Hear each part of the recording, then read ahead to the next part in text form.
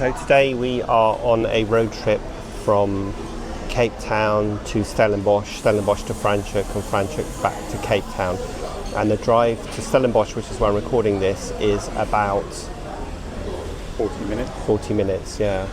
And this is definitely a day trip you can do if you're not planning on staying overnight in Stellenbosch or Franschhoek. And Stellenbosch is a university town, so it's quite a young town.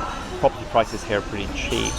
It's going to be warmer than Cape Town because it's away from the coast and heading into the mountains. So today, beautiful sunny day, and it's about 27, 28 degrees, and we are having breakfast at there's James. We're having breakfast at the Bluebird and Crane, which is the number one top rated place for breakfast in Stellenbosch. So you can see the food in our food review, and I'll show you around Stellenbosch once we've had breakfast and we have a wander. Okay, so the food has arrived, and James got muesli with fruit, honey and yogurt, which looks very nice. We both got a large flat white, which is nice. You can always tell quality of a place by the coffee, and the coffee here is nice and strong.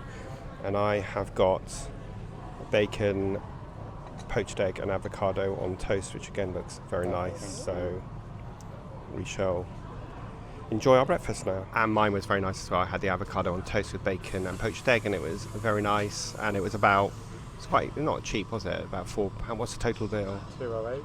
208. So that's about £10. So not bad for two coffees, large coffees and breakfast. So that was the Blue Crane and Butterfly, or the Butterfly and Blue Crane in Stellenbosch. Good morning, everybody. We're in Stellenbosch today, and we're just having a wander around the streets. And this is such a lovely town to mooch around, and there's lots of nice shops to buy things in, lots of knick-knack shops, and it's a touristy place, so it's a fairly safe place to be. As I said, it's a university town, so there's a lot of young people here from all over, both South Africa and beyond, and lots of lovely restaurants, coffee shops, ice cream places, and as we were saying, property is pretty reasonably priced here. So you can buy a nice apartment for $9.5 million, which is about £450,000. Divide everything by 20 to get a rough idea of what it is in pounds. And basically two main streets that you can wander up and down. There's also a little shopping mall here as well, where we parked our car, but they're basically two main streets here. So this one and the parallel one, and you can see that there's just lots of cafes here and lots of shops to buy gifts and knickknacks. Nice place to sit and have breakfast. You can see it's pretty busy, and it's a Thursday morning here at the moment and it's pretty busy already. So obviously at the weekends it's going to be a lot busier, and it's a beautiful day in the mid to high 20s. So Stellenbosch is definitely worth a visit, and as you say, you can do Stellenbosch and Franschhoek in a day from Cape Town if you're not planning on stopping over, which you can definitely do.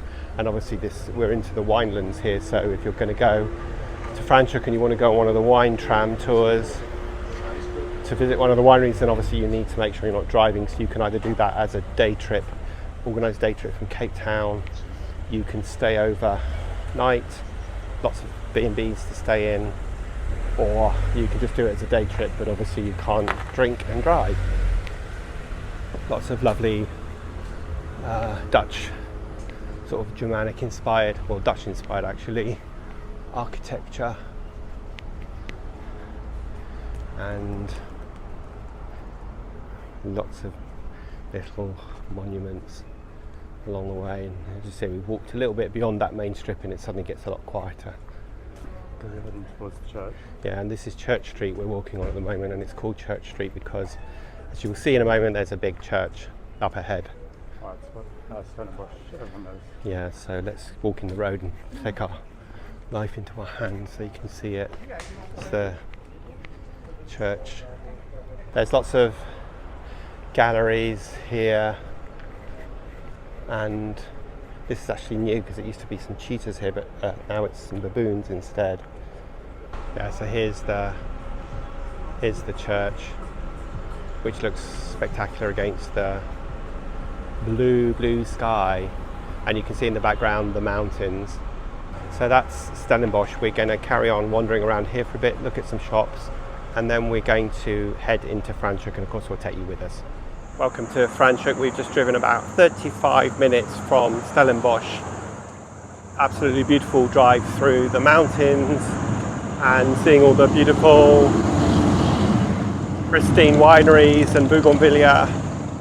And we parked at the top end of Franschhoek, or bottom end, yeah. And basically it's one street, so you can walk all the way down here and it will take you to the Huguenot monument, and halfway down here on the, well actually just down here on the left is the wine tram pickup point, and it's also behind us just up there on the left, on the right, yeah, on the left, and then in the middle of town is where you can book your tickets for the wine trams, which is definitely worth doing. Unfortunately we're only here for the day and I'm driving, so no wine tasting for me, but you can do some amazing wine tasting and wine pairings with cheese or with chocolate, and you can also buy lovely hampers for your lunch. And Franschhoek, we always feel like Franschhoek's a bit like the Cotswolds of South Africa. It's very pretty, it's obviously a very wealthy area full of lots of expensive shops and knickknacks and so on. There's a shop here that I think they probably still do sell it, that sells our favourite room spray. And every year we come here we tend to buy a bottle of it because it reminds us of being in South Africa. But there are nice places here. You can have breakfast or lunch in these cafes, and there's plenty of, you're never going to struggle to find places to eat. And there are places like Reuben's, which does an amazing steak, which is halfway down here on the right. Check out the description below and we'll list some of the nice places to eat. But you can definitely spend sort of half a day here, come here, have lunch, wander around, look around all of the shops, and if you're going to stay overnight there's loads of lovely little B&Bs that you can stay in. You can stay on some of the farms or the wineries as well. So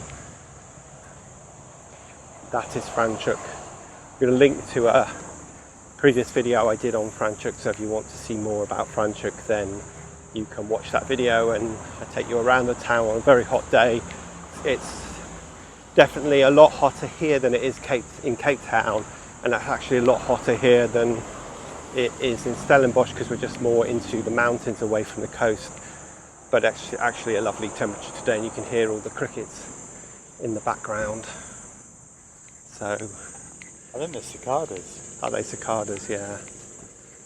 Very well kept place. It's a very safe place to be in. Hopefully you can see how Franschhoek is nestled in the mountains, which is why it's so warm.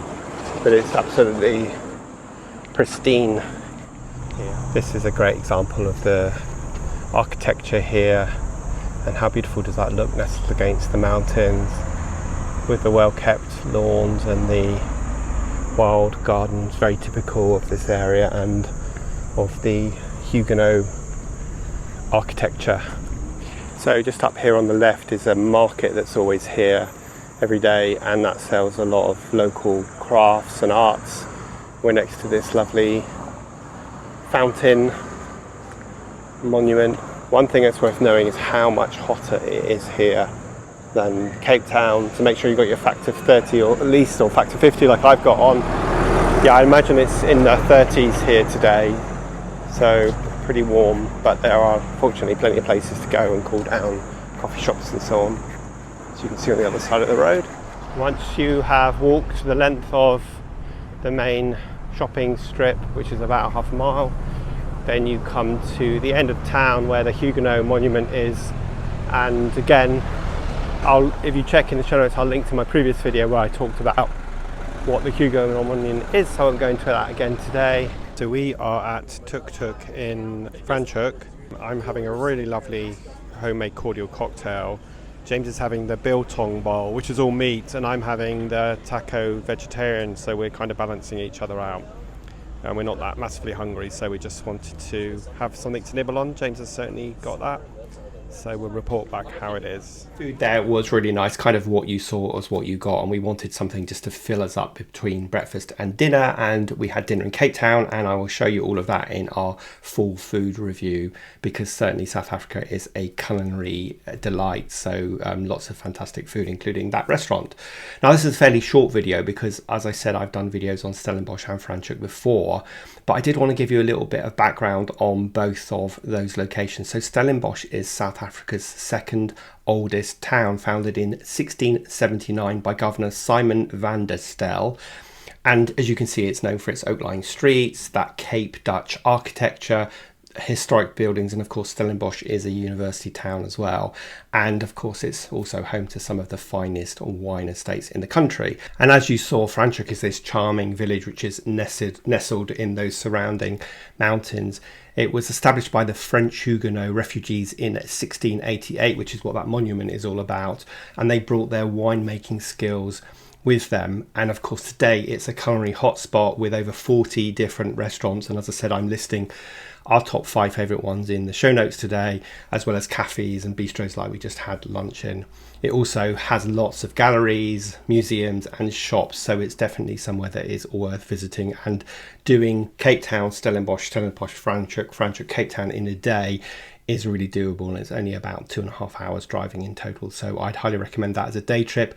And of course, if you want to go to wine tasting, then make sure you stay overnight, so you can do it as a weekend away, or even go and visit one of those places if you are on the garden route. So that's it for today's video. Next week is sadly James's last night in Cape Town, and as is our tradition, we are eating at the waterside restaurant in the V&A. And so next week's video is going to be a bit of a culinary exploration as we take you through the tasting menu that we had with wine pairings as well. So we'll probably be a little bit drunk as we record it, but it was a fantastic meal, and probably the most expensive meal we had, but definitely worth it, and probably still a third of the price of what it would be if you were buying the same thing in the UK. So we'll see you next week as we head out on the road again.